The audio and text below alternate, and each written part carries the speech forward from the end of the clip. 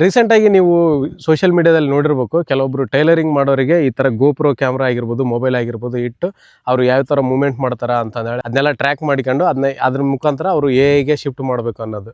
ಅಂದರೆ ಮುಂದೆ ಒಂದು ದಿನ ಇವ್ರ ಕೆಲಸನ ಎಐ ಕಿತ್ಕೊಳ್ತೈತಿ ಅಂತಂದೇಳಿ. ಅದೇ ರೀತಿ ಗುಂಡಿ ಕೆಲಸಕ್ಕೆ ಕೂಡ ಮೊನ್ನೆ ಅಂಟಿಸಿದ್ರು ತೆಲಿಗೆ, ಅದೇ ರೀತಿ ಜ್ಯೂಸ್ ಅಂಗಡಿ ಒಳಗೂ ಅಂಟಿಸಿದ್ರು. ಸೊ ಅವರೆಲ್ಲರೂ ಏನು ಮಾಡ್ತಾರೆ ಅಂತಂದ್ರೆ, ನಮ್ಮ ಕೆಲಸ ಹೋಗ್ತೈತೆ ಅಂತ ಗೊತ್ತಿದ್ರು ಕೂಡ ಅವ್ರು ಅದನ್ನು ಅಗ್ರಿ ಆಗಿ ಅಂಟಿಸ್ಕೊಂಡು ಕೆಲಸ ಮಾಡ್ತಿದ್ದಾರೆ. ಅದೇ ರೀತಿ ನಾವು ಕೂಡ ಪರ್ಪ್ಲೆಕ್ಸಿಟಿ ಆಗಿರ್ಬೋದು, ಗ್ರೋಕ್ ಎ ಆಗಿರ್ಬೋದು, ಜೆಮಿನೈ ಆಗಿರ್ಬೋದು, ಚಾಟ್ ಜಿಪಿಟಿ ಆಗಿರ್ಬೋದು, ಇವೆಲ್ಲ ಎಐಸ್ ಕೂಡ ಪ್ರೋ ವರ್ಷನ್ ಕೊಟ್ಟಿದ್ದೀವಿ ನಿಮ್ಗೆ ಅಂತಂದೇಳಿ ಹೇಳ್ತಾರಲ್ಲ, ಅದೆಲ್ಲ ಫ್ರೀ ಕೊಟ್ಟಿದ್ದೀವಿ ಅಂತ ಹೇಳ್ತಾರಲ್ಲ, ಅದು ಫ್ರೀ ಅಲ್ಲ.